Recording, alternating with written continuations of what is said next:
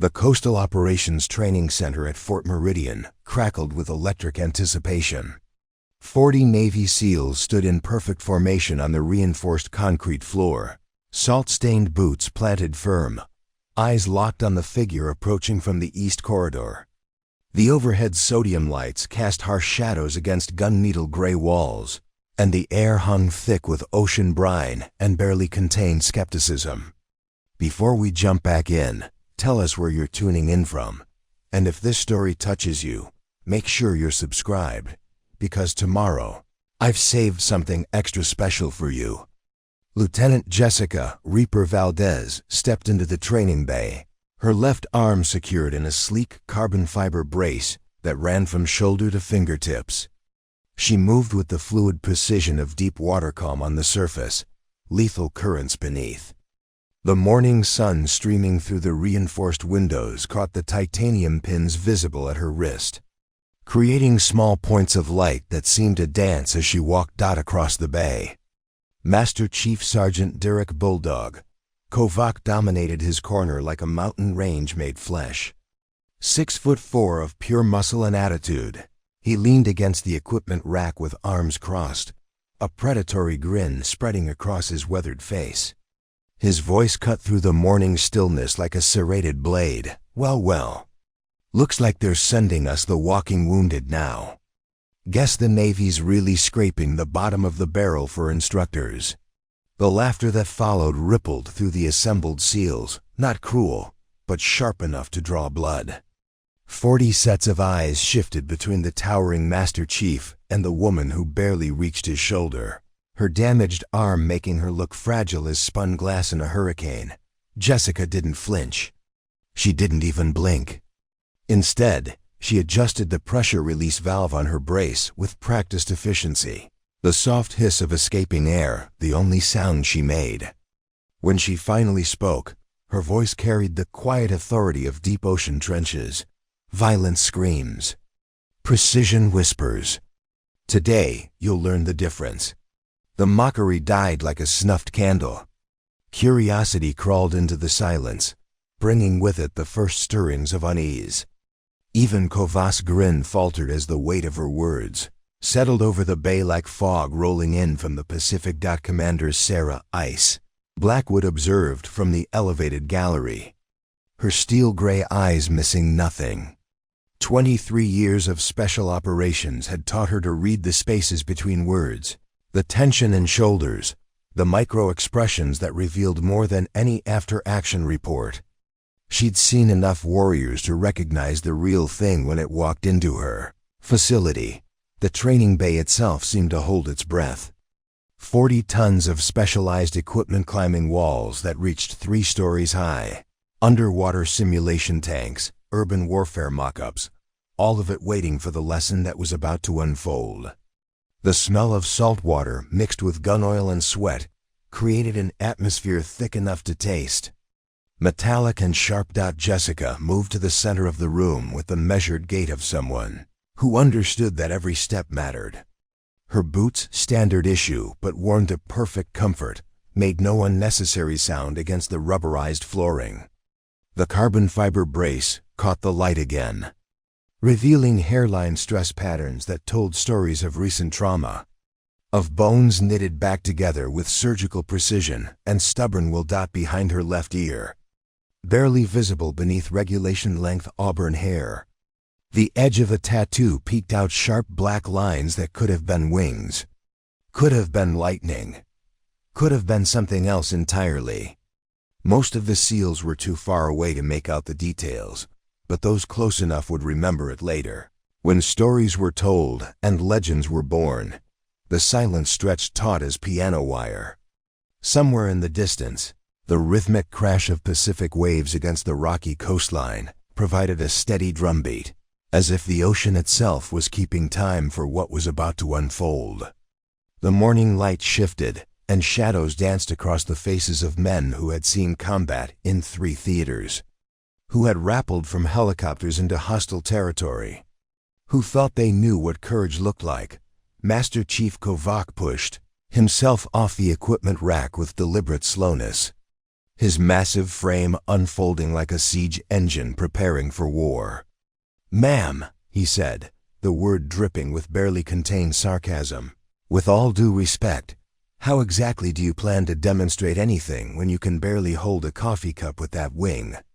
A few nervous chuckles echoed from the back rows, but they sounded hollow now, uncertain. The temperature in the room seemed to drop several degrees. Though the California sun still blazed through the windows, Jessica tilted her head slightly, studying Kovac with the kind of attention a scientist might give to an interesting specimen. "Master Chief," she said, her voice carrying just far enough to reach every corner of the bay, "I'm going to show you something that might save your life one day. The most dangerous opponent isn't the one who looks the strongest." She paused, letting her eyes sweep across the assembled warriors, men who had earned their tridents through hell weeks that broke most candidates, who wore their scars like badges of honor, who measured worth in missions completed and enemies neutralized. "The most dangerous opponent," she continued, her voice growing softer, forcing them to lean in to catch every word, "is the one you underestimate." Preparing and narrating this story took us a lot of time, so if you are enjoying it, subscribe to our channel. It means a lot to us.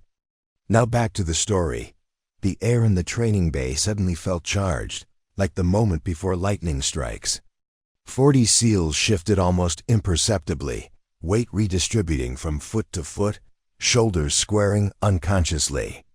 Something was about to happen. They could feel it in their bones, in the salt-tinged air, in the way the shadows seemed to gather on the small woman with the broken arm, who stood before them like David facing Goliath. Before the hour was over, everything they thought they knew about strength, about limitation, about what it meant to be a warrior, would be scattered like sand in a Pacific storm. The lesson was about to begin. Jessica Reaper Valdez didn't command attention when she walked into a room. She earned it through the deliberate economy of her movements. At 32, she possessed the kind of stillness that made chaos feel unnecessary, a presence that suggested depth rather than display. Her auburn hair was pulled back in a regulation bun that revealed the sharp angles of her jaw and the small constellation of freckles across her nose that spoke of countless hours under hostile suns. The carbon fiber brace dominating her left arm looked like something pulled from a science fiction movie. Sleek black composite materials interwoven with titanium support struts and hydraulic micropistons that hissed softly when she moved. Medical tubing snaked along the interior, delivering precisely calibrated pressure to damaged nerve pathways. The device extended from her shoulder to her fingertips, encasing her arm in what appeared to be high-tech immobility. To the assembled SEALs, she looked like a contradiction wrapped in camouflage, a warrior sidelined by circumstance, an instructor whose teaching credentials had been written in hospital charts rather than battlefield victories. The brace caught every eye in the room, a black monument to limitation that seemed to mock the very idea of her standing before them. But those who looked closer, really looked, might have noticed other details. The way she carried herself with perfect balance despite the apparent asymmetry. How her right hand never fidgeted, never sought to compensate for her left arm's stillness. The fact that her breathing remained steady and controlled even under the weight of 40 skeptical stares. She served as a cross-unit instructor now, temporarily assigned to Fort Meridian's Advanced Combat Training Division after what the official reports called an operational incident in the South China Sea. The paperwork used sterile medical terminology: severe nerve damage, reconstructive surgery, extended rehabilitation. The classified addendum told a different story, one written in saltwater and gunfire. In the split-second decision to shield a wounded teammate from an IED blast that turned a routine extraction into a desperate fight for survival, the explosion had shattered more than bones. It had ended what many considered the most promising special operations career of her generation. Relegating her from active duty to what her former teammates whispered was a desk job with tactical flair. Some said she was lucky to keep her commission. Others muttered that the Navy was just being charitable, finding a place for damaged goods until her medical retirement came through. Jessica never corrected these assumptions. She didn't mention the 18 months of experimental surgery, the countless hours of rehabilitation that pushed the boundaries of what medical science thought possible. She certainly didn't discuss the prototype brace, a collaboration between DARPA engineers and Johns Hopkins biomechanics specialists that represented a quantum leap in prosthetic technology. The device wasn't just a support structure. Hidden within its carbon fiber shell lay a network of sensors that could detect muscle contractions invisible to the naked eye, servomotors that could amplify the faintest neural signals, and a computer processor that learned her movement patterns with each passing day. But to the SEALs watching her, it simply looked like expensive evidence of limitation. Most of the warriors in the bay called her "ma'am" and tried not to stare at the brace. They noticed the small anchor tattoo on her right wrist when she reached for equipment, simple black lines that suggested Navy service without elaboration. They caught glimpses of surgical scars at her throat and collarbone when she adjusted her uniform collar. Pale lines that spoke of trauma endured rather than overcome. The whispers followed her through the corridors of Fort Meridian like seabirds trailing a fishing boat. She was a SEAL who couldn't swim. She'd been medically downgraded from combat to instruction. The brace was permanent, they said, a high-tech reminder that some injuries never truly heal. She was there to teach theory because she could no longer demonstrate practice. But Commander Blackwood, who had reviewed Jessica's complete service record, knew better. She'd seen the redacted mission reports, the classified assessments from physicians who spoke in careful euphemisms about unprecedented recovery patterns and adaptive capabilities beyond projected parameters. When their paths crossed in the corridors, Blackwood's greeting carried a weight that had nothing to do with rank. "Morning, Lieutenant. How's the equipment integration proceeding?" Jessica would respond with the quiet confidence of someone who had learned to measure progress in millimeters rather than miles. "Systems nominal, ma'am. Calibration improving daily." Her quarters in the officers' barracks reflected the same precise minimalism she brought to everything else. A single photograph sat on the nightstand, 5 SEALs in desert camouflage standing beside a helicopter, faces obscured by tactical gear, the image time-stamped 3 months before her injury. Below the photo, a small bronze medallion caught the light, a commemoration that bore no unit designation, only coordinates and a date that corresponded to an operation that didn't officially exist. She kept her physical therapy equipment arranged with surgical precision, resistance bands calibrated to specific tensions, grip strengtheners modified for single-handed use, a meditation cushion worn smooth by countless hours of breath control exercises. The brace itself required nightly maintenance, sensor calibration, battery replacement, diagnostic checks that she performed with the methodical patience of a sniper cleaning her rifle. Most nights, when the base settled into its nocturnal rhythm, Jessica would stand on the balcony overlooking the Pacific. The ocean stretched endlessly before her, its surface reflecting moonlight like scattered diamonds. She would flex her right hand while her left remained motionless in its high-tech cocoon, watching the waves roll in with the steady persistence that had once defined her own approach to impossible missions. The pain lived in the spaces between heartbeats, phantom sensations from nerves that still remembered what they'd lost, muscle memory that reached for capabilities that no longer existed. But pain, she had learned, was just another tactical consideration, another variable to account for in the mission planning process.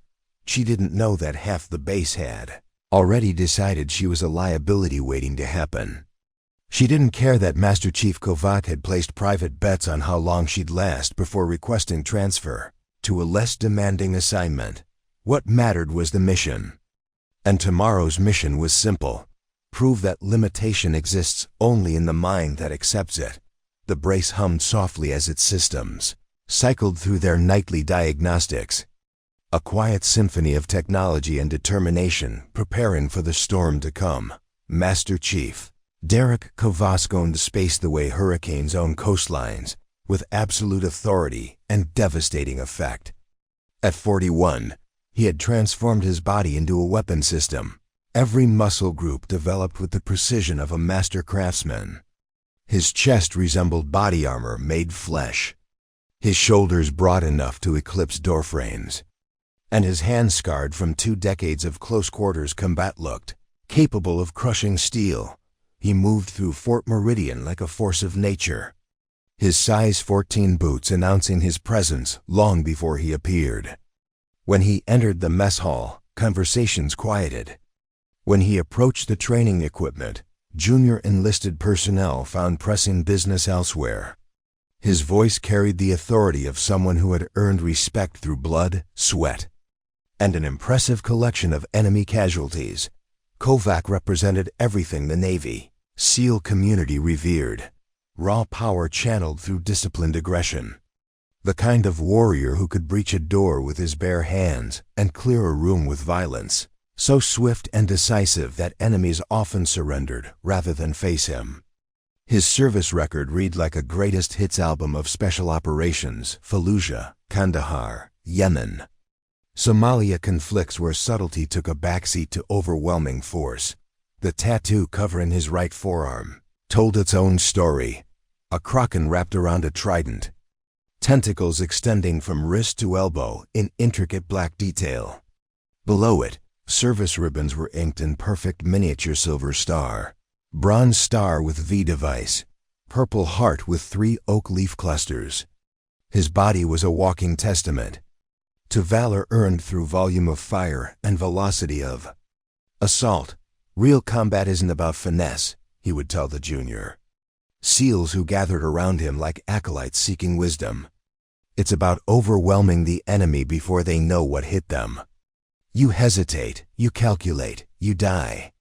Simple mathematics. He'd punctuate these lessons by crushing beer cans with his bare hands or bending steel bars. During his legendary workouts that drew crowds of admirers out when Kovacs spotted Jessica adjusting her brace near the equipment lockers, opportunity presented itself like a target-rich environment. He'd been watching her for 3 days, noting the careful way she moved, the obvious limitation of her damaged arm, the way other instructors seemed to handle her with kid gloves. To his mind, she represented everything soft about modern military culture: accommodation over excellence, sympathy over standards. "Hey, Valdez," he called out, his voice carrying across the training bay like a foghorn. "You sure you're in the right building? The Navy's got some real nice desk jobs over in administration. Air conditioning, ergonomic keyboards, probably even has those little stress balls for your good hand." The laughter started with Petty Officer Martinez, a young SEAL still proving himself worthy of Kovacs' approval. It spread like wildfire through the assembled warriors, not malicious, but sharp enough to draw blood.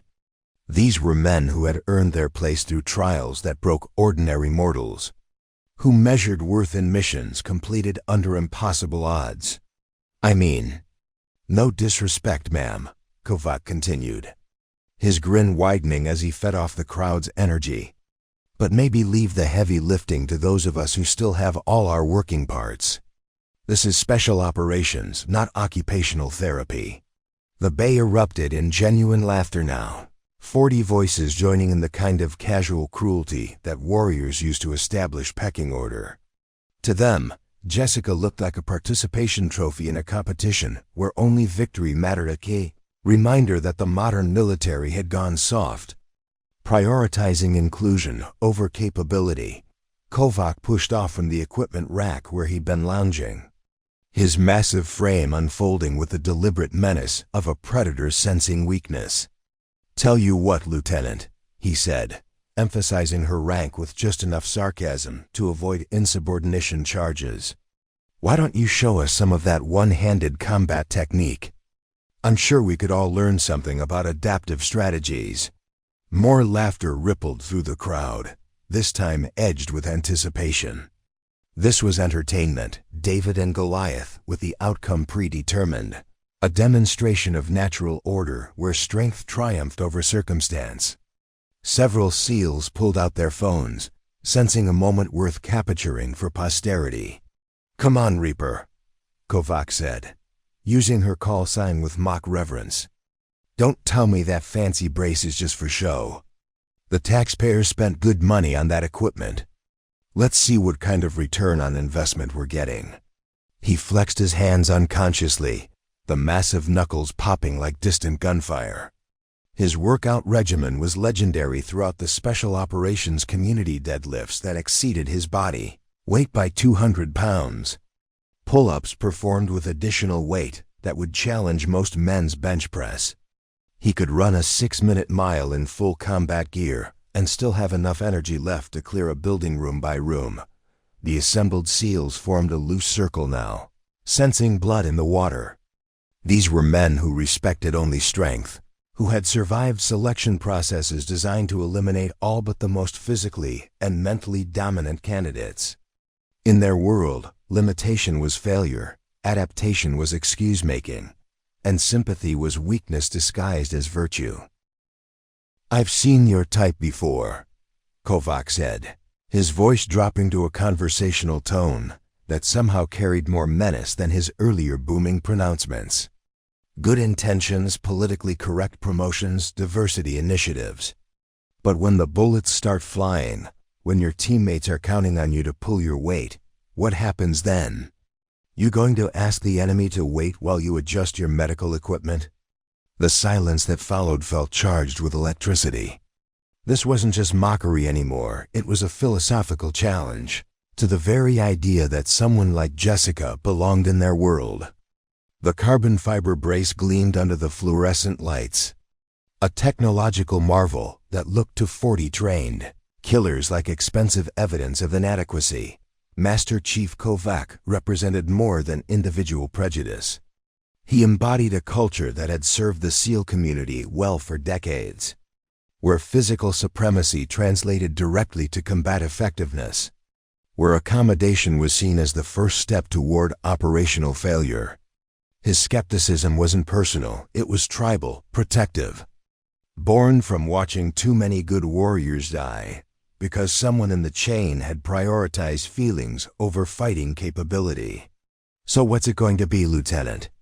he asked, crossing his arms in a gesture that made his biceps bulge like siege engines. "Are we going to pretend that brace makes you combat effective? Or are we going to have an honest conversation about what this organization actually needs?" The gauntlet lay at Jessica's feet now, thrown down with the casual confidence of a man who had never met a challenge he couldn't overwhelm with superior firepower. The morning sun streamed through the windows, casting long shadows across the training bay floor, and 40 of America's most elite warriors waited to see how their damaged instructor would respond to the inevitable. Jessica Valdez stood motionless for 3 heartbeats, letting Kovac's words settle over the training bay like smoke from a distant fire. The carbon fiber brace caught the morning light streaming through the reinforced windows, its surface reflecting fractured rainbows across the concrete floor. When she finally moved, it was with the fluid precision of someone who had learned to make every gesture count. She reached into her cargo pocket with her right hand and withdrew a small device, sleek black metal, no larger than a smartphone. Its surface covered in subtle LED indicators that pulsed with soft blue light. The assembled SEALs leaned forward unconsciously, trying to identify equipment they'd never seen before. "Master Chief," Jessica said, her voice carrying the quiet authority of deep ocean currents, "you're operating under assumptions that stopped being accurate about 18 months ago." She held up the device, letting everyone see its alien design. "This is a neural interface controller, developed jointly by DARPA and the Naval Medical Research Command. It reads bioelectric signals from damaged nerve pathways and translates them into mechanical commands. She pressed her thumb against the device's surface, and the brace responded with a soft pneumatic hiss. The SEALs watched in fascination as servomotors whirred to life, adjusting tension cables and repositioning support struts with surgical precision. The transformation took less than 5 seconds, but it fundamentally altered the brace's configuration from medical support to something that looked distinctly more tactical. The human nervous system, Jessica continued, beginning to pace slowly around the perimeter of the loose circle that had formed around her, transmits electrical signals roughly 120 meters per second. This interface can detect and amplify signals as weak as 5 microvolts impulses so faint that conventional medical equipment can't register them. Kovacs' grin faltered slightly as he watched the brace continue its metamorphosis. What had appeared to be a medical limitation was revealing itself as something else entirely, technology so advanced it belonged in science fiction, rather than a military training facility. The problem with traditional thinking, Jessica said, her eyes meeting those of the SEALs one by one as she walked, is that it assumes strength equals capability. That bigger means better. That adaptation is weakness rather than evolution. She paused directly in front of Kovac, her head tilted back to meet his eyes. Despite the foot of height difference between them, her presence somehow filled the space. Force multiplication, she said, reaching up with her right hand to tap the brace's primary control node, isn't about adding muscle mass. It's about amplifying existing capabilities through superior technology and tactical intelligence. The brace responded to her touch with another series of adjustments, hydraulic pistons extending and retracting as the device optimized itself for whatever demonstration was about to follow. The morning light shifted as clouds passed overhead, casting the training bay in alternating patterns of brightness and shadow. Jessica moved through these patches of light like a dancer, her movements economical but hypnotic. The SEALs found themselves tracking her progress with the attention of predators watching prey. Except the traditional roles seemed somehow reversed. Master Chief, you mentioned return on investment, Jessica said, stopping near the climbing wall where 20 feet of synthetic rock face stretched toward the ceiling. This brace cost the taxpayers approximately $2.7 million to develop and build. The research program that created it has applications for wounded warriors across all branches of service. But you want to know about combat effectiveness. She approached the climbing wall and placed her right hand against the artificial stone. The assembled SEALs watched in silence as she tested handholds, her fingers probing for purchase points with the methodical patience of someone who understood that preparation prevented failure. Traditional climbing technique, Jessica said without turning around, relies on bilateral strength and coordination. Alternating hand positions, balanced load distribution, momentum transfer from one limb to another. She began to ascend, using only her right arm and her legs, the brace remaining motionless at her side. But traditional techniques assume traditional capabilities. She climbed steadily, her right arm doing the work of 2. Her legs providing thrust and stability that compensated for what appeared to be missing functionality. The SEALs watched in growing amazement as she reached the halfway point without apparent strain, her breathing remaining controlled and even. Adaptation, she called down from 15 feet above their heads, means finding solutions that didn't exist before the problem arose. She reached for a particularly challenging handhold, one that would normally require both hands to navigate safely. Instead of attempting to use her braced arm, she shifted her body weight and leg position to create an entirely different angle of approach. The enemy, Jessica continued, now approaching the top of the wall, expects you to fight like they've been trained to fight. They expect bilateral assault patterns, conventional weapon employment, standard tactical formations. She reached the summit and turned to face the assembled warriors below. Her silhouette framed against the ceiling-mounted lights. They don't expect adaptation. She began her descent, but instead of the careful, controlled climbing they expected, she used a technique none of them had ever seen. The brace suddenly came alive with purpose, its servomotors engaging to provide precisely calculated resistance and support. What had been a limitation became an advantage. The rigid structure of the device, allowing her to control her descent with a smoothness that would have been impossible using traditional methods. The seal stepped back unconsciously as she touched down, landing with the soft precision of a cat. The demonstration had taken less than 4 minutes, but it had fundamentally altered the mathematics of what they thought possible. "Philosophy," Jessica said, her voice carrying easily through the now silent bay, "determines capability more than physiology.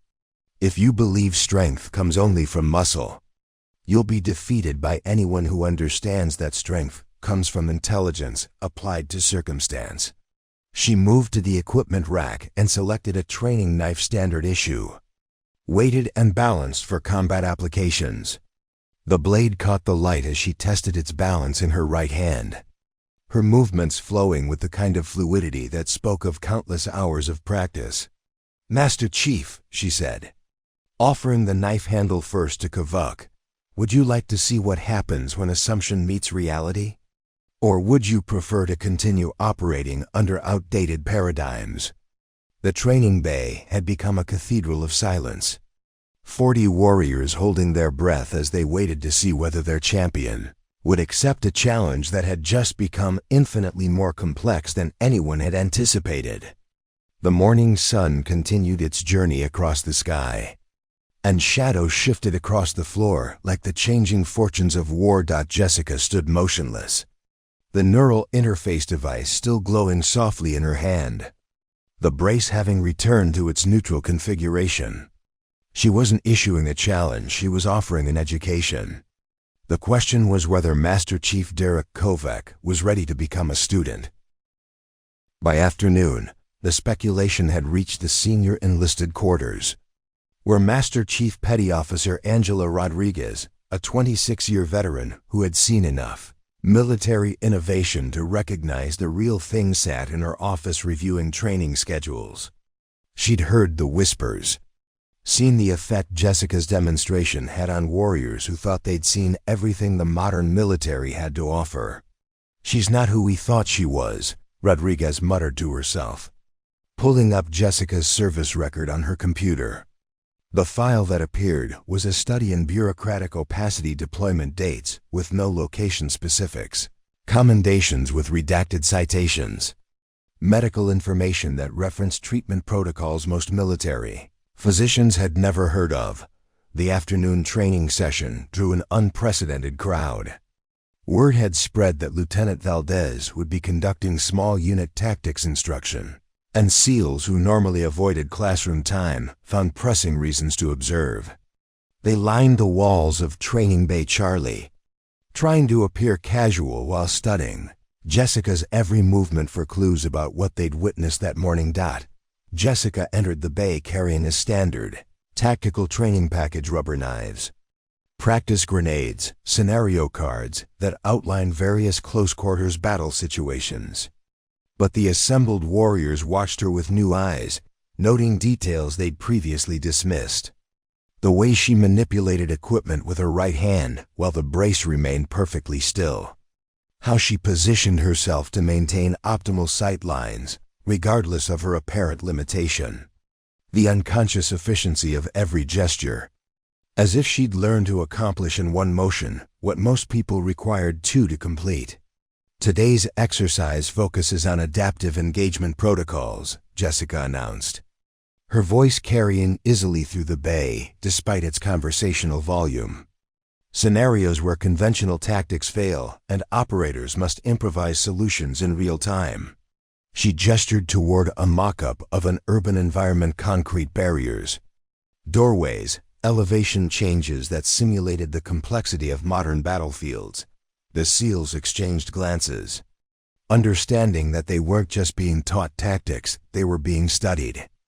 Jessica was evaluating their ability to think beyond standard operating procedures, to embrace the kind of flexibility that had kept her alive when everything went wrong in the South China Sea. As the afternoon progressed, stories from Jessica's past began to surface through unofficial channels. A communications specialist mentioned intercepting encrypted traffic about enhanced operator integration protocols. A supply sergeant recalled requisitioning medical equipment that had arrived with shipping manifests bearing Pentagon routing codes. A helicopter pilot swore he'd once transported a passenger matching Jessica's description to a facility that didn't appear on any official maps. The most persistent rumor centered on the DARPA connection. Several SEALs claimed to have seen unredacted portions of documents referencing Project Prometheus, a classified program designed to develop next-generation warrior enhancement technologies. The carbon fiber brace, they whispered, wasn't just experimental medicine. It was the first operational deployment of technology that could fundamentally alter what it meant to be human in combat. Master Chief Kovac found himself the subject of increasingly uncomfortable conversations as word of the morning's confrontation spread. Junior enlisted personnel who had once hung on his every word now avoided eye contact in the corridors. Fellow instructors discussed Jessica's demonstration with the kind of reverent attention usually reserved for legendary warriors, leaving Kovac feeling like a relic from an earlier era of warfare. Evening brought no respite from the speculation. In the officers' club, conversations that had once focused on conventional tactical analysis now revolved around the implications of human-machine integration in special operations. Captain Torres, the base intelligence officer, nursed a beer while explaining to anyone who would listen that the future of warfare belonged to warriors who could seamlessly blend human intuition with technological capability. You think about it, Torres said, his voice slightly slurred by alcohol and enthusiasm. She's not just a SEAL with a fancy prosthetic. She's a prototype for what special operations could become. Enhanced reflexes, augmented strength, capabilities that exist at the intersection of biology and engineering. Commander Blackwood observed these discussions from her position at the bar, saying nothing but missing nothing. She'd spent the afternoon fielding encrypted phone calls from colleagues at the Pentagon, conversations that danced around questions she couldn't answer and implications she wasn't authorized to discuss. The DARPA program that had rebuilt Jessica Valdez was just the beginning of transformations that would reshape the military within the next decade. As night fell over Fort Meridian, the base hummed with an electric tension that had nothing to do with standard training schedules. Jessica's demonstration had opened a door to possibilities that challenged fundamental assumptions about human capability, about the relationship between technology and warrior culture, about what it meant to be elite in an age of rapid technological evolution. In her quarters, Jessica performed the nightly maintenance routine that kept her brace functioning at optimal levels. Diagnostic checks, battery replacement, sensor calibration, mundane tasks that represented the cutting edge of military science. She worked with the methodical patience of someone who understood that tomorrow would bring new challenges, new opportunities to demonstrate that adaptation wasn't just survival, it was superiority. The base settled into its nocturnal rhythm. But sleep came slowly to warriors whose worldview had been fundamentally altered in the space of a single morning.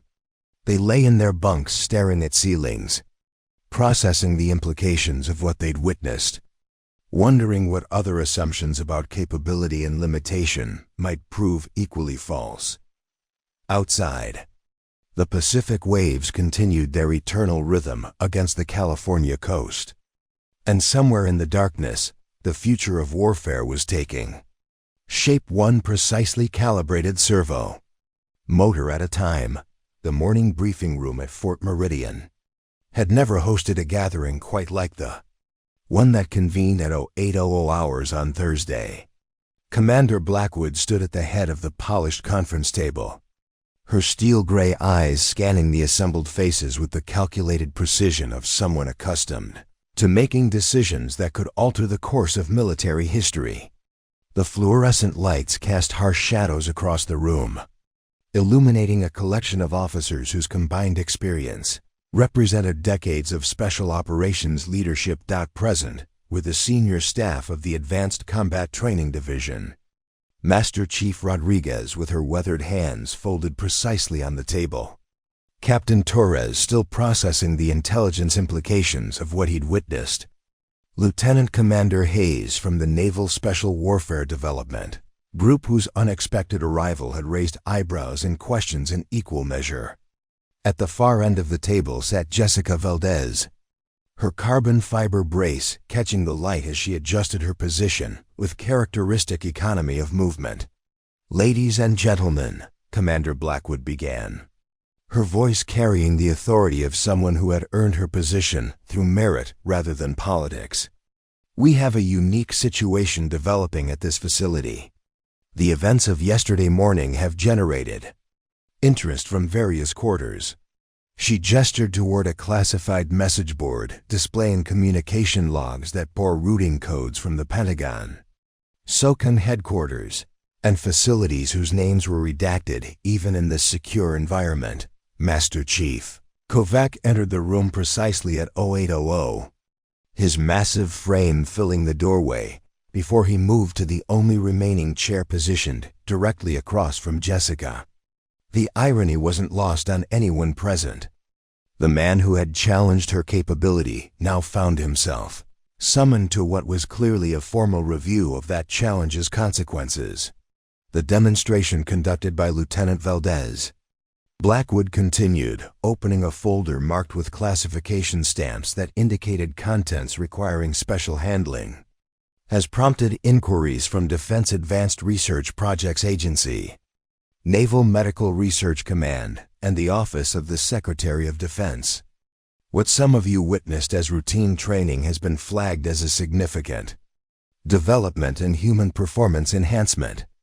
Research, the room temperature, seemed to drop several degrees as the implications settled over the assembled officers. This wasn't about a single confrontation between instructors. It was about the future of military capability, assessment, and the role of enhanced warriors in special operations. Doctrine. Lieutenant Commander Hayes, whose presence had been unexplained until this moment, leaned forward in his chair. His uniform bore no unit insignia, only name tape and rank, suggesting affiliation with organizations that preferred anonymity. "The Technology Integration Assessment Protocol," he said, his voice carrying the measured tone of someone accustomed to discussing classified programs, "requires formal evaluation whenever experimental enhancement systems demonstrate capabilities beyond projected parameters." The classified files in Jessica Valdez's service record told stories that most warriors would never live to tell. 3 combat deployments before her 25th birthday, each one deeper into the shadows where conventional forces feared to tread. The official documentation spoke in sanitized military language about high-value target elimination and sensitive site exploitation, but the truth lived in the spaces between the words and missions that existed only as grid, coordinates, and after-action reports, buried so deep that even their classification levels were classified. Her journey to Fort Meridian had begun 8 years earlier, in the humid training compounds of Coronado, where SEAL candidates learned that the human body could endure far more punishment than the human mind believed possible. She'd been one of only 3 women in her BDS class, and the only one to complete the program without recycling. The instructors had pushed her harder than the men, testing not just her physical capabilities but her psychological resilience. Under pressure that would have broken seasoned veterans, the nickname Reaper hadn't come from some Hollywood fantasy about death dealing. It had been earned during her second deployment to the Horn of Africa, where her precision with long-range elimination had prevented a terrorist cell from executing a planned attack on a refugee camp. 14 targets neutralized across a 3-day operation, each shot calculated to preserve civilian lives while achieving mission objectives. Her spotter had started calling her Reaper after watching her work, and the name had followed her through the remainder of her career, but it was the South China Sea operation, the one that had shattered her left arm and nearly ended her life, that had truly defined who Jessica Valdez had become. The mission briefing had been routine. Extract a high-value intelligence asset from a compromised safe house on a disputed island. Simple insertion, quick extraction, home in time for morning PT, the kind of operation she'd completed dozens of times without incident. The intelligence had been wrong. Instead of a single asset waiting for extraction, they'd found themselves facing the company-sized element of enemy special forces who had been using the supposed asset as bait. The ambush had been perfectly executed, multiple kill zones, interlocking fields of fire, escape routes sealed before the SEALs had even realized they were trapped. Jessica's team had taken immediate casualties. Her swim buddy, Petty Officer Second Class Maria Santos, had caught shrapnel from the first IED, her left leg nearly severed at the knee. The team medic was pinned down by accurate sniper fire, and their communications had been jammed by sophisticated electronic warfare equipment that shouldn't have existed. In that theater of operations, the decision that had saved her team and cost her arm had taken less than 3 seconds to make. Santos was bleeding out in an exposed position, and the only way to reach her was across 20 meters of open ground swept by at least 2 machine gun positions. Jessica had sprinted that distance under fire, her body armor absorbing 3 direct hits that would have been fatal. Without the ceramic plates, she'd reached Santos just as the enemy launched their final assault, a coordinated push designed to overrun the SEAL position before reinforcements could arrive. Jessica had thrown herself across her wounded teammate as the second eye detonated, a device positioned specifically to target anyone attempting a rescue. The explosion had been close enough to lift both women off the ground, close enough to turn Jessica's left arm into a collection of shattered bones and severed nerves, but she'd held the tourniquet in place with her teeth and her remaining functional hand while laying down suppressive fire with a sidearm. For 47 minutes, she'd kept Santos alive and the enemy at bay until Marine Close Air Support had arrived to turn the tide. The after-action report called it exemplary leadership under extreme duress. Jessica called it Tuesday. The medical evacuation had been a nightmare of helicopters and field hospitals, of surgical teams working to save what remained of her arm while she drifted in and out of consciousness. She'd awakened 3 days later in a hospital bed in Germany, staring at a limb that looked like it belonged to someone else, wrapped in enough bandages to supply a field hospital, connected to machines that beeped and hummed with mechanical persistence. The first surgery had been followed by 17 more over the next 18 months. Each procedure had been an experiment in the cutting edge of reconstructive medicine, an attempt to reconnect nerves that had been scattered like broken wire, to rebuild bone structure that had been pulverized beyond recognition. The pain had been constant, a burning sensation that felt like electricity running through damaged circuits, but Jessica had endured worse than pain. She'd endured the looks of pity from former teammates, the careful conversations that danced around the question of whether she'd ever be operational again. She'd endured physical therapy sessions where progress was measured in millimeters, where success meant being able to move her pinky finger a few degrees further than the day before.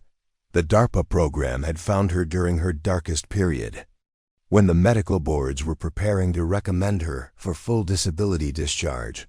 Dr. Elena Vasquez, a biomechanical engineer who had spent her career developing prosthetics for wounded warriors, had seen something in Jessica's case that others had missed. The nerve damage, while extensive, followed patterns that might be compatible with experimental neural interface technology. The carbon fiber brace hadn't just restored function, it had enhanced it. The device could detect electrical impulses that Jessica's damaged nervous system couldn't properly transmit, amplifying them and translating them into precise mechanical movements.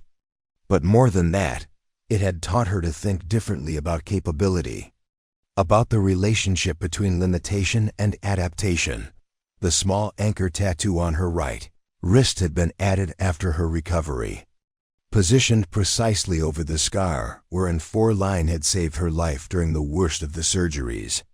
Below it, in letters so small they were barely visible, were 3 initials, MSPK, DR, the 3 SEALs who hadn't made it home from other operations. Warriors whose memory she carried into every training session, every demonstration. Every moment when someone suggested that adaptation was weakness. The photograph in her quarters showed 5 SEALs standing beside a helicopter in pre-dawn darkness, their faces obscured by night vision equipment and tactical gear. Jessica was third from the left, her arm intact, her smile hidden behind a balaclava but visible in her eyes.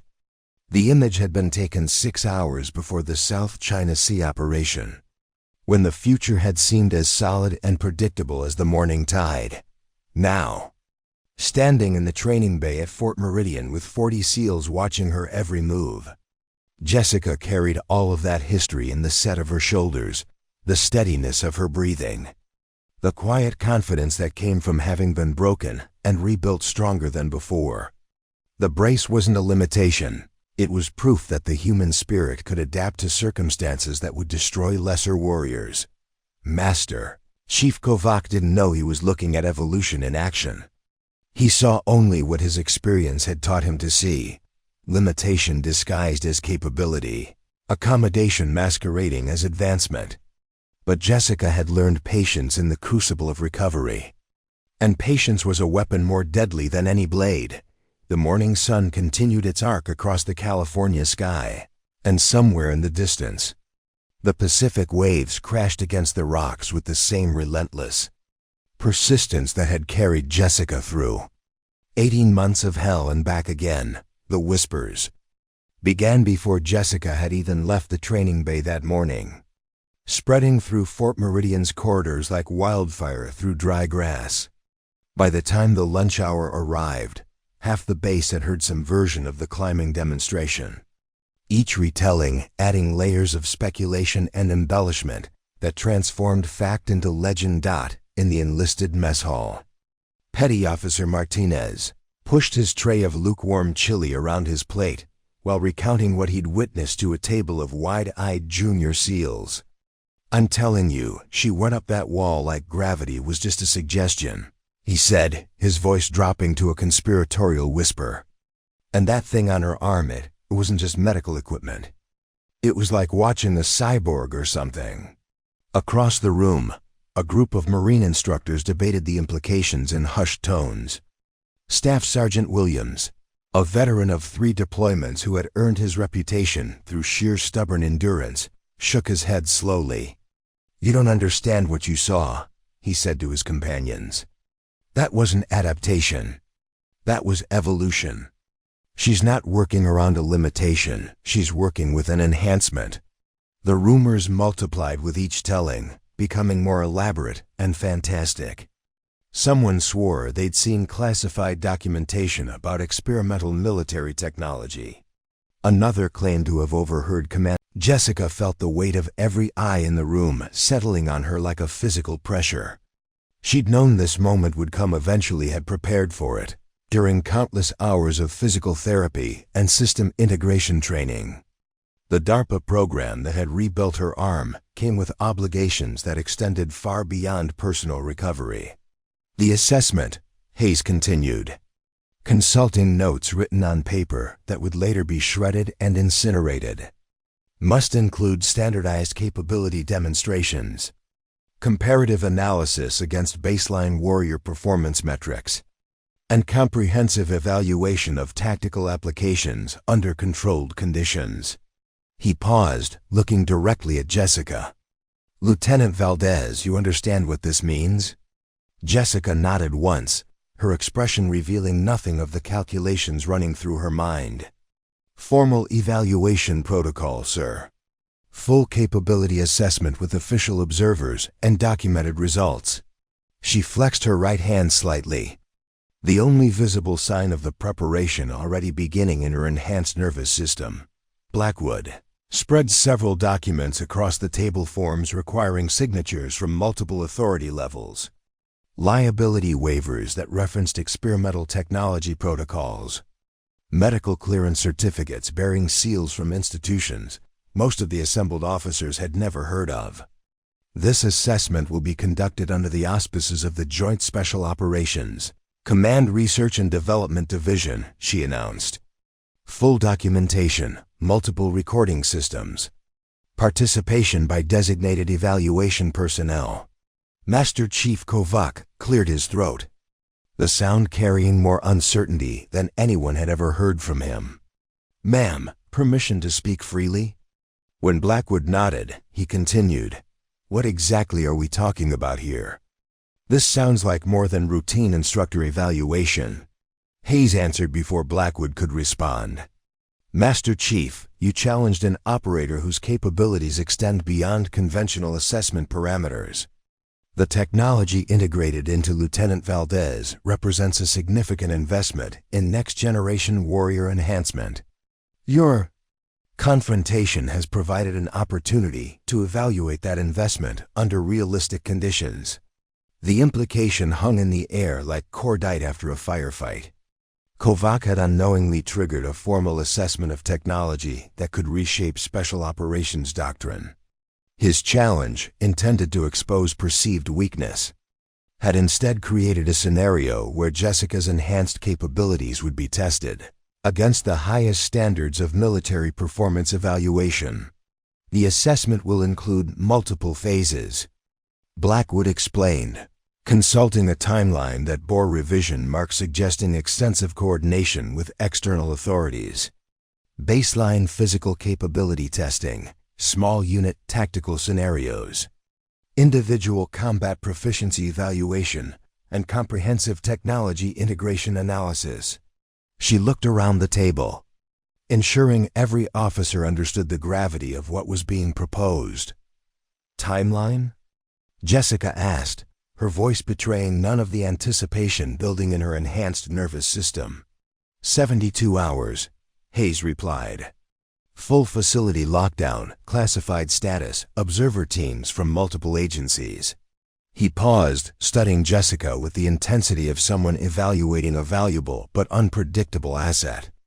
"This isn't just about proving your capabilities, Lieutenant.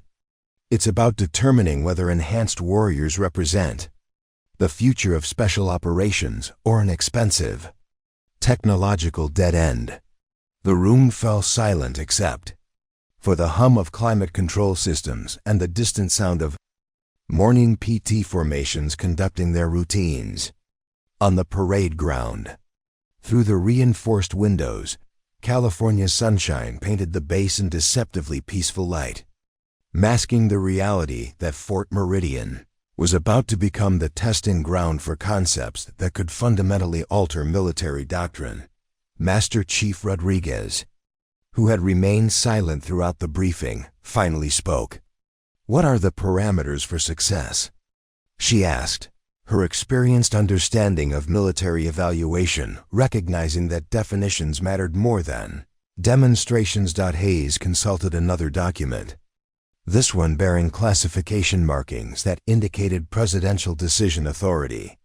"Lieutenant Valdez must demonstrate capability equivalent to or exceeding baseline special operations standards across all evaluated areas. Failure in any category results in technology reassessment and potential program termination." The stakes couldn't have been clearer. Jessica wasn't just defending her own position at Fort Meridian, she was defending the entire concept of enhanced warrior integration, the millions of dollars invested in her recovery and augmentation, and the future of wounded warriors who might follow similar paths back to operational status. "Understood," Jessica said, her voice carrying the quiet confidence that had sustained her through 18 months of surgical reconstruction and rehabilitation. "When do we begin?" Blackwood checked her watch, noting that morning training schedules would need to be suspended and the base reconfigured for classified operations. "Assessment begins at 06:00 tomorrow. Full evaluation protocol, multiple observer teams, comprehensive documentation." She paused, looking directly at Jessica. "Lieutenant, this is your opportunity to prove that adaptation isn't just survival, it's evolution." The meeting adjourned with the efficiency of military personnel accustomed to rapid operational transitions. But the tension lingered like electricity before a storm. Outside, Fort Meridian continued its daily routine, unaware that the next 72 hours would determine whether the future of special operations belonged to enhanced warriors or remained rooted in traditional human capability. Assessment facility at Fort Meridian had been transformed overnight into something resembling a high-tech laboratory crossed with a gladiatorial arena. Banks of monitoring equipment lined the walls, their screens displaying readouts that tracked everything from heart rate variability to biomechanical stress patterns. Video cameras positioned at multiple angles ensured that every moment would be captured in high definition detail for later analysis by teams of specialists whose clearance levels exceeded those of most field commanders. At 0545 hours, Jessica entered the primary evaluation bay wearing standard issue combat utilities modified to accommodate the extensive sensor array that would monitor her performance. Dozens of wireless transmitters had been attached to strategic points across her body, creating a network that would feed real-time biometric data to the observation team. The carbon fiber brace had been fitted with additional monitoring equipment, its already impressive sensor suite augmented with experimental hardware that could measure forces and accelerations with laboratory precision. Observer gallery resembled mission control.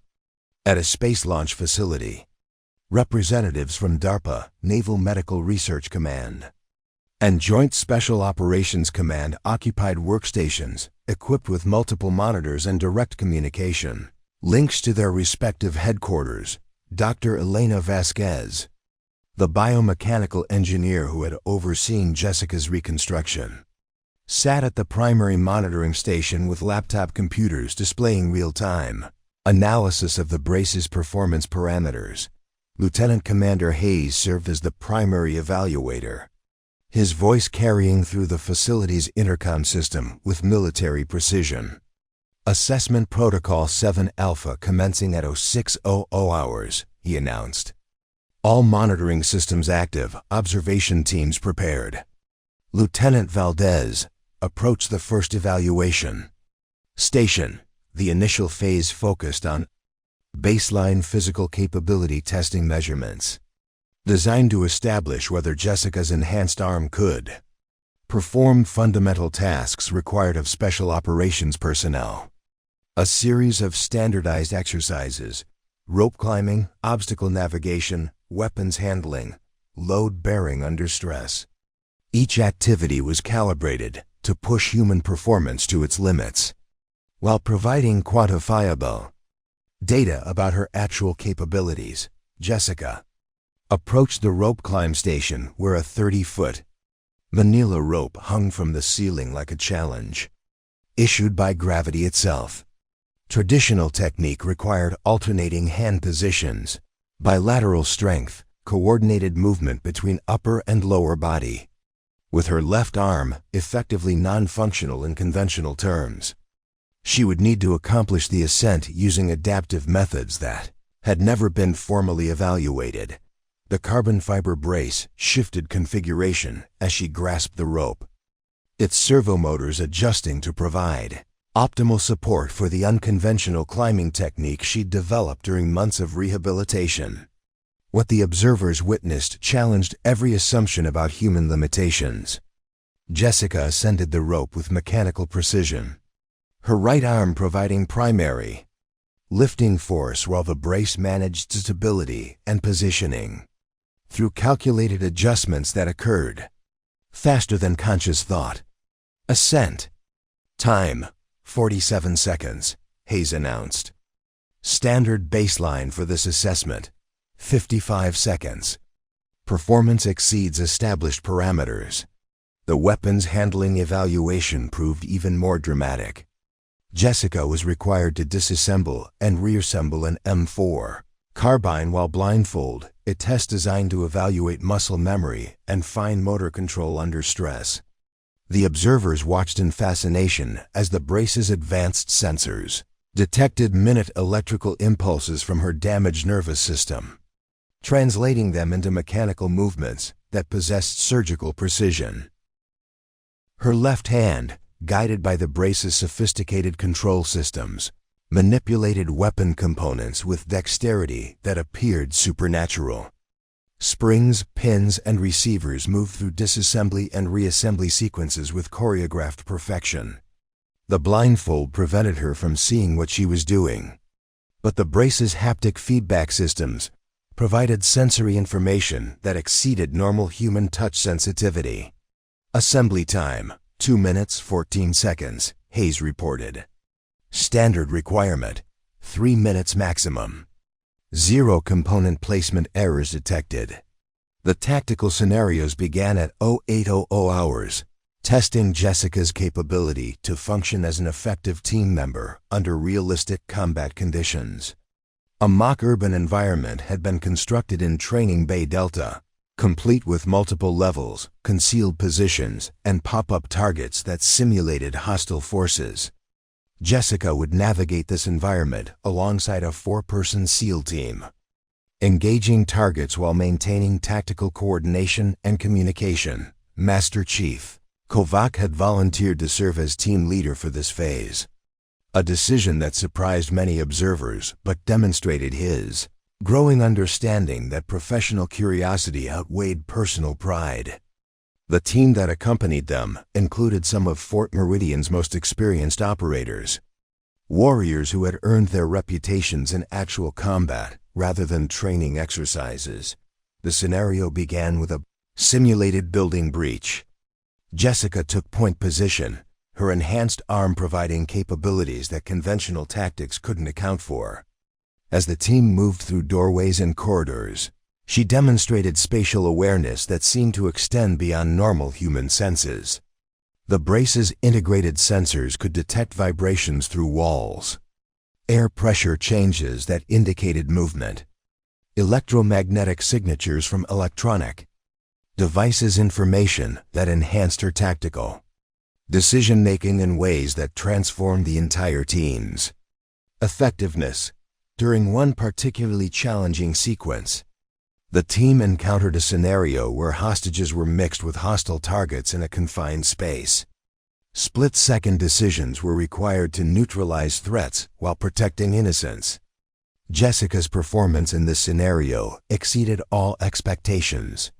The brace's computational systems could process targeting solutions faster than human reflexes, while her combat experience provided the judgment necessary to make life or death decisions under extreme pressure. The observers watched in stunned silence as she engaged 6 targets in rapid succession, each shot placed with millimeter precision to ensure hostile elimination while maintaining absolute safety for simulated civilians positioned throughout the engagement area.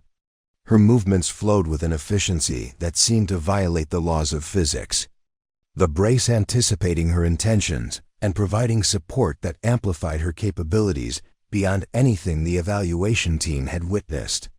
Target engagement sequence complete, Hayes announced, his voice betraying amazement despite his professional demeanor. 6 hostiles neutralized, 0 civilian casualties, total engagement time, 11 seconds. This performance exceeds all established parameters for this scenario type. The morning's evaluations continued through increasingly complex scenarios, each one designed to test different aspects of enhanced warrior capability. Combat medical procedures performed under fire, with the brace providing steady hands for delicate trauma surgery, while explosions simulated nearby.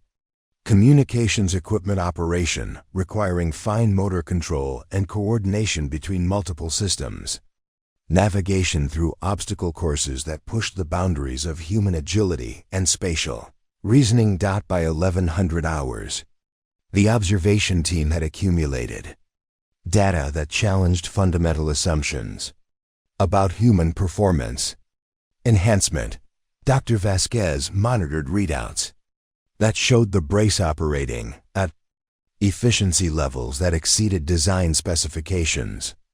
Its learning algorithms adapting to Jessica's movement patterns in real time and optimizing performance with each repetition. The morning's assessments had proven beyond doubt that Jessica Valdez represented more than successful medical rehabilitation. She embodied the future of human-machine integration in military applications, demonstrating capabilities that could revolutionize special operations doctrine. The technology that had rebuilt her shattered arm had created something unprecedented. A warrior whose enhanced capabilities exceeded the sum of their biological and mechanical components. As the evaluation team prepared for the afternoon's final phase individual combat assessment against multiple opponents, the assembled observers understood they were witnessing history. The question was no longer whether enhanced warriors could function in special operations roles, but whether conventional warriors could remain competitive in an era of technological augmentation. Outside, the California sun reached its zenith, casting sharp shadows across Fort Meridian's training facilities, where the future of warfare was being written in real time. Data streams and performance metrics that redefined the possible. The formal review convened at 1400 hours in Conference Room Alpha, a secure facility whose reinforced walls and electronic countermeasures ensured that what transpired within would remain classified until congressional oversight committees decided otherwise. The assembled panel represented the highest levels of military leadership concerned with Special Operations Capability Assessment. Admiral Catherine Sterling from Naval Special Warfare Command, General Marcus Webb from Joint Special Operations Command, and Dr. Sarah Chun from the Defense Advanced Research Projects Agency. Admiral Sterling, whose silver hair and weathered features spoke of 3 decades navigating the treacherous waters of military politics and operational reality, opened the proceedings with characteristic directness. Ladies and gentlemen, we are here to evaluate not just an individual operator's performance, but the viability of enhanced warrior integration across all special operations forces. Her voice carried the authority of someone who had authorized missions that never appeared in official records. The morning's assessment data filled multiple computer screens around the conference table, each display showing performance metrics that challenged established baselines for human capability. Dr. Vasquez presented her technical analysis with the enthusiasm of a scientist whose theoretical work had exceeded all projected outcomes. The neural interface integration has achieved efficiency levels we didn't anticipate reaching for another 5 years, she explained, gesturing toward graphs that showed learning curve progressions. Lieutenant Valdez's performance improvements continue to accelerate with each training cycle. General Webb, a man whose reputation had been forged in classified operations across 4 theaters of conflict, studied the tactical scenario recordings with the eye of someone who understood that theoretical capability meant nothing without battlefield application. "Show me the hostage scenario again," he requested, his voice carrying the weight of decisions that had cost lives when made incorrectly. The replay demonstrated Jessica's target engagement sequence, each movement analyzed frame by frame to reveal the precision that human reflexes alone could never achieve. 11 seconds, Webb muttered, more to himself than to the assembled panel. 6 targets, complex environment, 0 civilian casualties. My best operators require twice that time with half the accuracy. He paused the recording at the moment Jessica engaged the final target. Studying the biomechanical analysis that showed forces and accelerations beyond normal human parameters.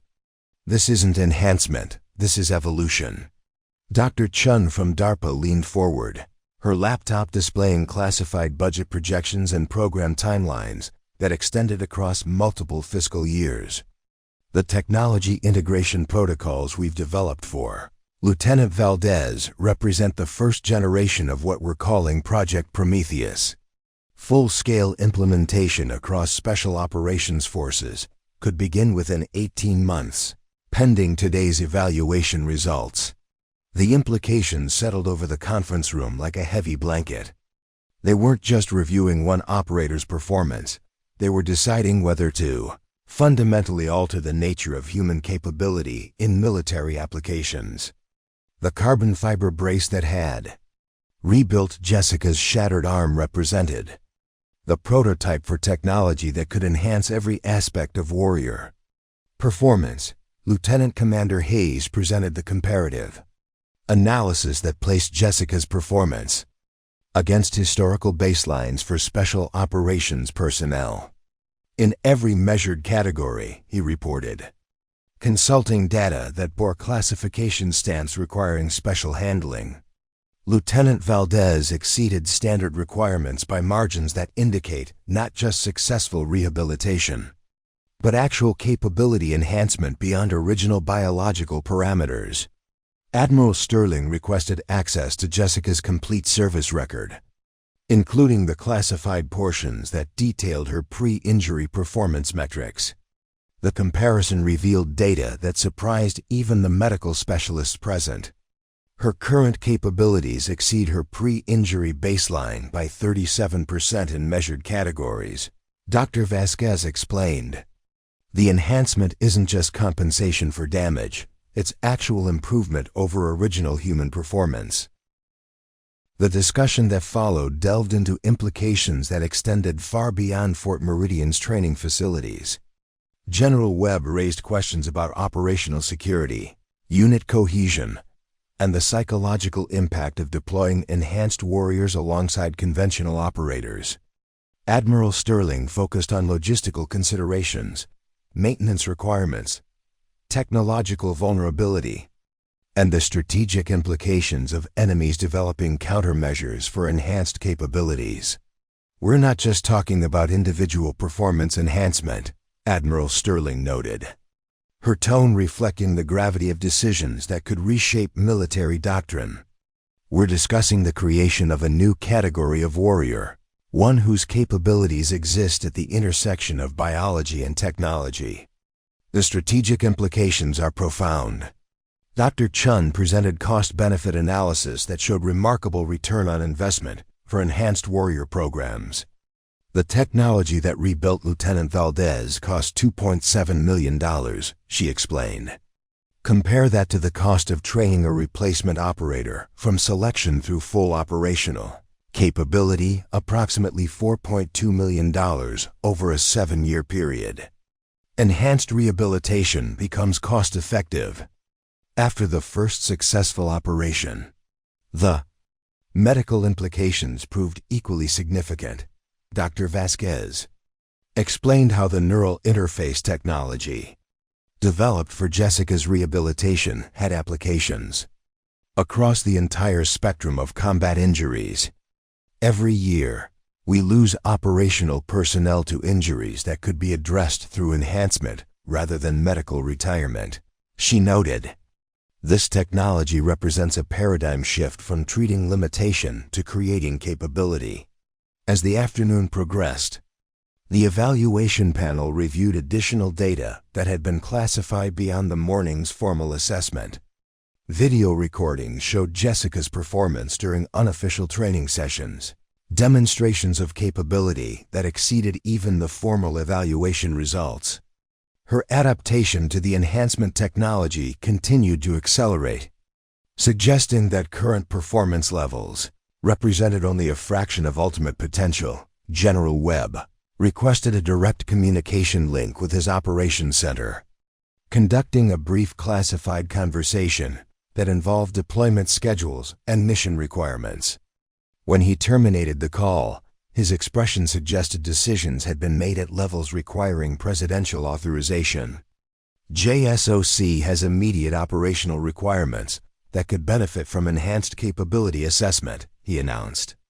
Real-world deployment scenarios that would provide definitive proof of concept. The room fell silent as the implications became clear. They weren't just evaluating Jessica's performance in controlled training environments.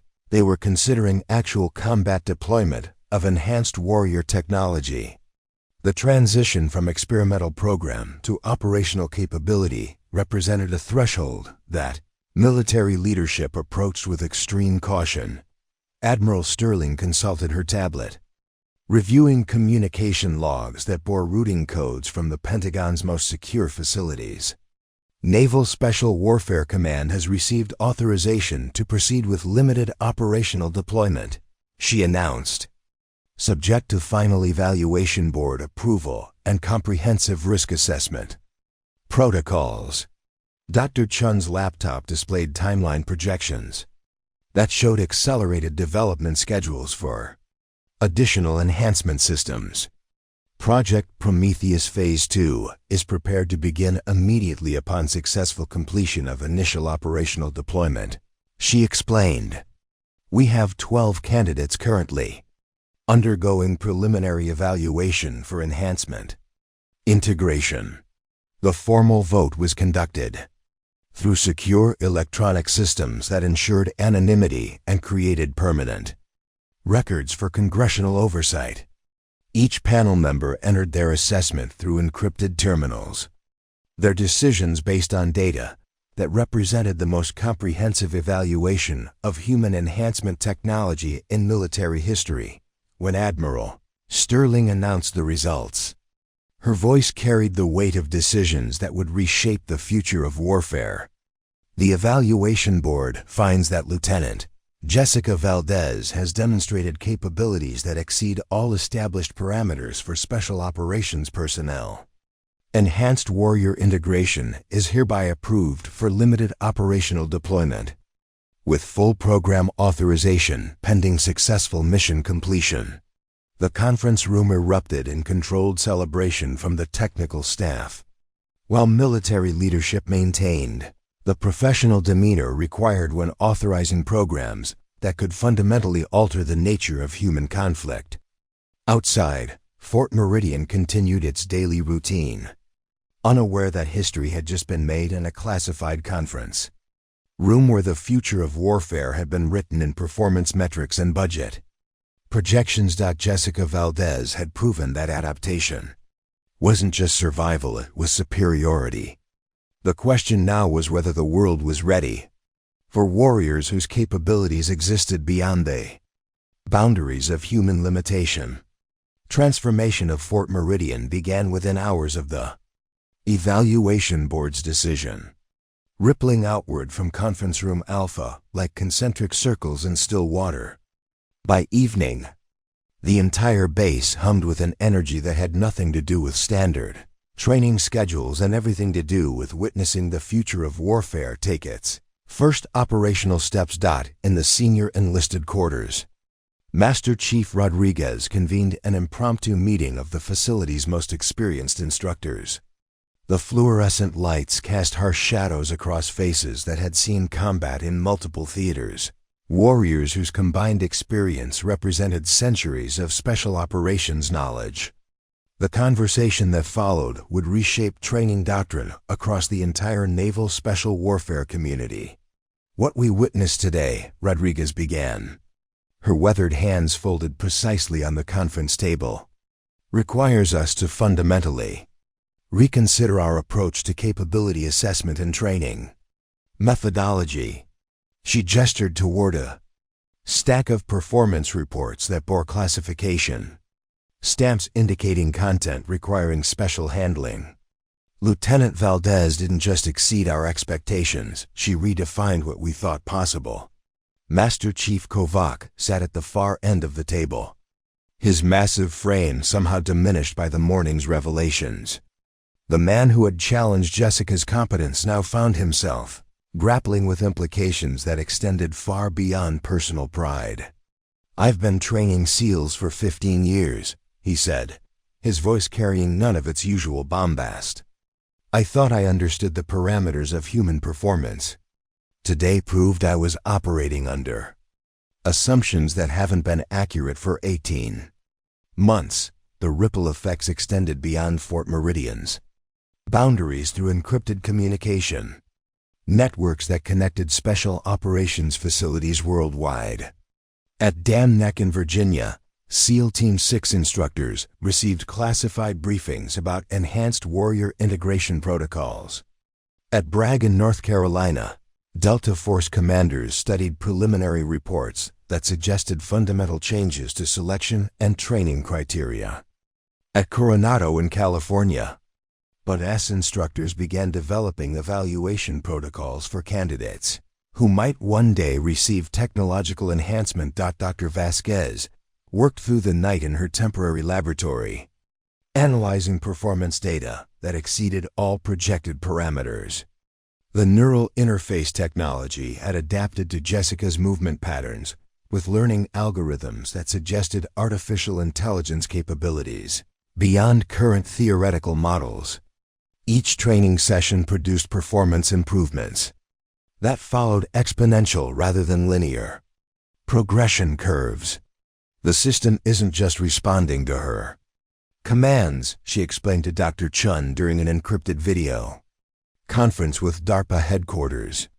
"It's anticipating them, optimizing performance parameters in real time, essentially thinking alongside her rather than simply following instructions." The implication sent tremors through research communities that had spent decades trying to achieve human-machine integration at this level. Throughout the base, individual conversations carried the weight of paradigm shifts that would reshape military culture. In the junior enlisted barracks, young SEALs debated whether enhanced warriors represented evolution or departure from traditions that had defined special operations for generations. Some embraced the technology's potential, viewing it as the next logical step in warrior development. Others worried about losing the human element that made special operations teams more than collections of individual capabilities. Petty Officer Martinez found himself surrounded by teammates eager for first-hand accounts of the morning's demonstrations. "You don't understand," he told them, his voice carrying the conviction of someone who had witnessed something unprecedented. This wasn't about overcoming disability or adapting to limitation. This was about transcending human performance boundaries entirely. She moved like physics was negotiable. The officer community grappled with strategic implications that extended beyond individual capability enhancement. Captain Torres spent the evening reviewing intelligence assessments about foreign military enhancement programs, understanding that the technology demonstrated at Fort Meridian represented either a significant advantage or dangerous vulnerability, depending on how quickly adversaries could develop countermeasures. In her quarters, Jessica performed the nightly maintenance routine that kept her enhancement system functioning at optimal levels. But tonight, the familiar rituals of diagnostic checks and sensor calibration carried additional weight. She was no longer just recovering from injury. She was proving that the future of warfare belonged to warriors who could seamlessly integrate human judgment with technological capability. The carbon fiber brace hummed softly as its system cycled through optimization protocols, learning algorithms adapting to the day's performance data while preparing for operational scenarios that would test enhancement technology under actual combat conditions. The device had evolved beyond medical equipment into something approaching partnership, a technological extension of her capabilities that responded to intentions almost before she formed them. Commander Blackwood walked the perimeter of Fort Meridian as midnight approached, a habit formed during years of processing decisions that affected warriors under her command. The base around her looked unchanged: same buildings, same training facilities, same Pacific waves crashing against the rocky coastline. But she understood that fundamental shifts in military capability often appeared invisible until their implications became apparent through operational success or failure. The encrypted message that arrived at 0130 hours carried routing codes that indicated presidential-level authorization and immediate implementation requirements. Naval Special Warfare Command had received operational tasking that would provide definitive proof of enhanced warrior capability under actual combat conditions. The transition from experimental program to operational deployment would occur within 72 hours. Zaka received notification through secure channels that connected her enhancement system to communication networks she'd never known existed. The mission briefing that followed detailed scenarios that would test every aspect of her enhanced capabilities while providing intelligence value that justified the risks associated with deploying experimental technology in hostile environments. By dawn, Fort Meridian had become the epicenter of transformations that would reshape special operations doctrine across all service branches.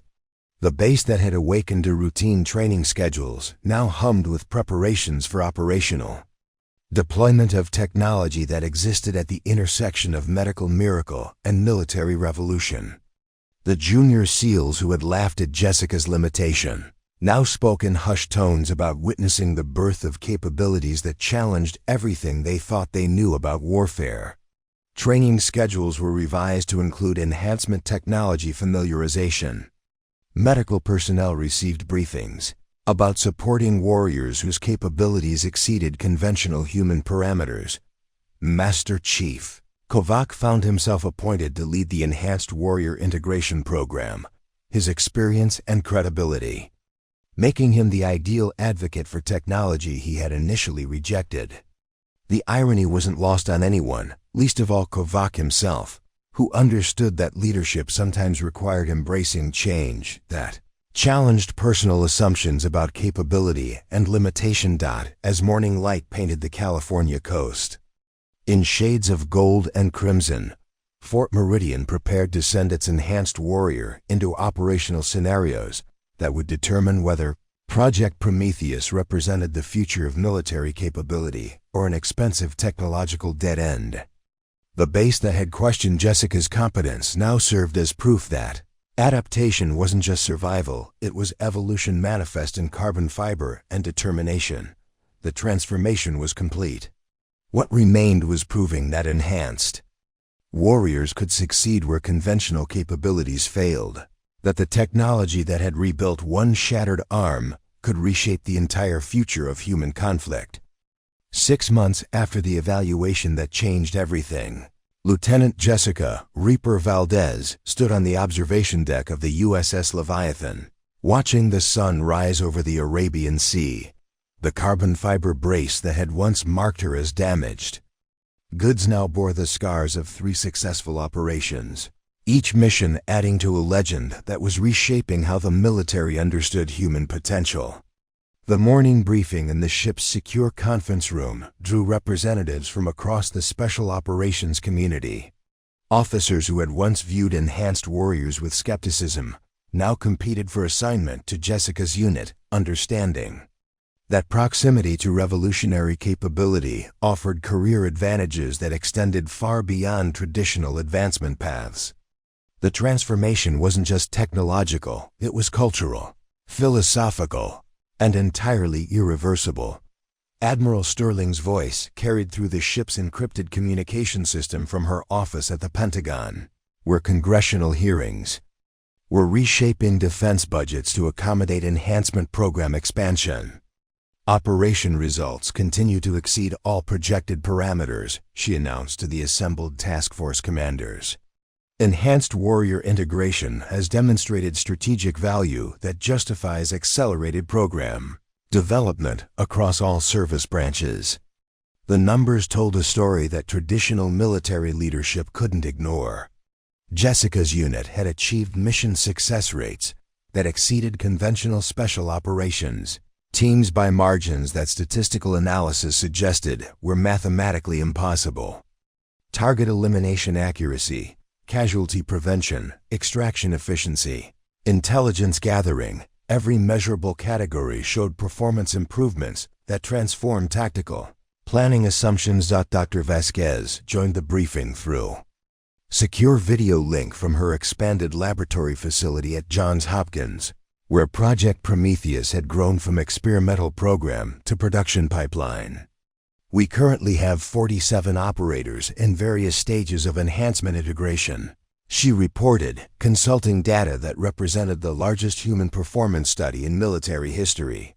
Adaptation rates exceed our most optimistic projections, with each new generation of technology showing improved compatibility and reduced recovery time.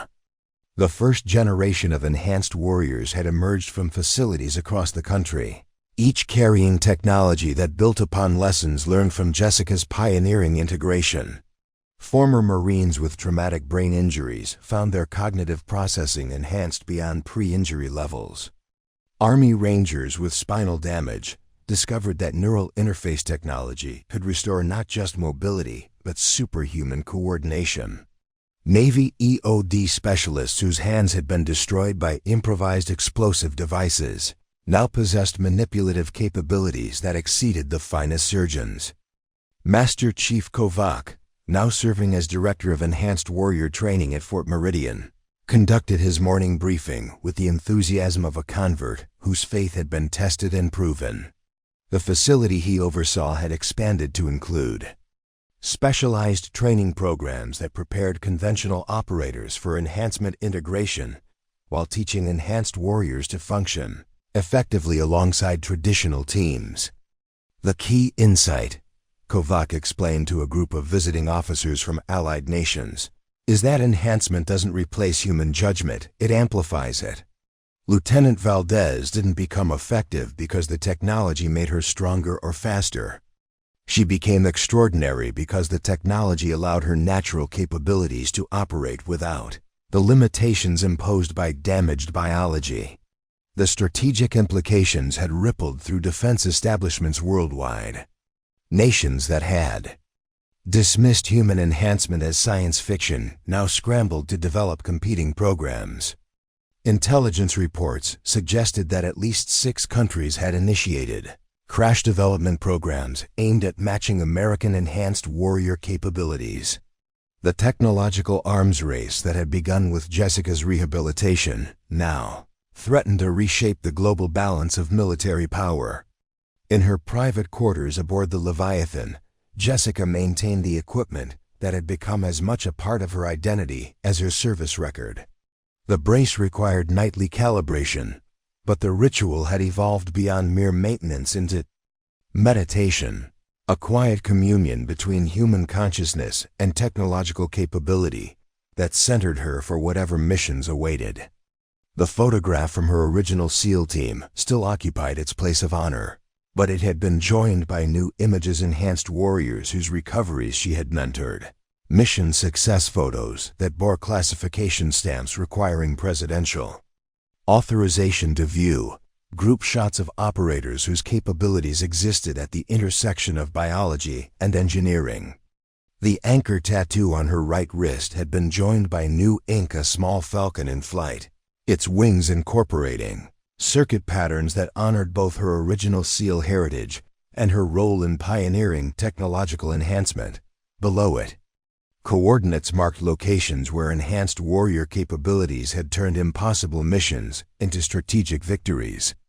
As the Arabian Sea stretched endlessly toward the horizon, Jessica reflected on the journey that had brought her from a hospital bed in Germany to operational command of humanity's most technologically advanced warriors.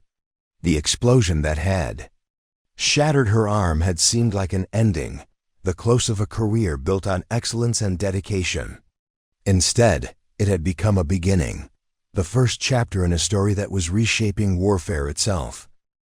The morning's operational briefing revealed their next assignment, a high-value target elimination in terrain that would test every aspect of enhanced warrior capability. The mission parameters required capabilities that conventional special operations teams couldn't provide. Challenges that could only be met by warriors whose performance existed beyond traditional human limitations, standing on the deck as the sun climbed higher over international waters. Jessica understood that she had become more than a recovered warrior. She was living proof that limitation existed only in minds unwilling to embrace adaptation. The technology that had rebuilt her shattered arm had become the foundation for capabilities that challenged fundamental assumptions about human potential. Below decks, her team prepared equipment that represented the cutting edge of military technology, weapon systems that responded to neural commands, communication devices that operated through thought rather than speech, tactical gear that enhanced every aspect of human performance, while maintaining the judgment and creativity that made special operations effective. The base at Fort Meridian continued its evolution into the premier training facility for enhanced warriors, its reputation drawing the finest operators from around the world. The facility where Jessica had once been mocked for her limitation now served as proof that the future belonged to warriors who could seamlessly integrate human intelligence with technological capability. Master Chief Rodriguez, now promoted to Senior Enlisted Advisor for Enhanced Warrior Programs, often told new candidates about the morning when a damaged SEAL with one functional arm had redefined what the military thought possible. The story had become legend, passed down through training classes as proof that excellence could emerge from circumstances that appeared to preclude success. As the USS Leviathan steamed toward operational waters where enhanced warriors would once again prove their worth, Jessica carried with her the quiet satisfaction of someone who had transformed personal limitation into strategic advantage. The brace that marked her as different had become the symbol of capabilities that exceeded the boundaries of human performance. The future of warfare bore her fingerprints, written in performance metrics that challenged every assumption about limitation and possibility. What had begun as medical rehabilitation had become military revolution. And Jessica Valdez stood at its center, not as a victim of circumstance, but as the architect of transformation that would reshape human conflict for generations to come. The morning sun painted the ocean in shades of gold and promise. And somewhere in that light lived the proof that adaptation wasn't just survival. It was evolution made manifest through determination, technology, and the unshakable belief that limitation existed only in minds unwilling to embrace the possible. Up next, you've got two more standout stories right on your screen. If this one hit the mark, you won't want to pass these up. Just click and check them out.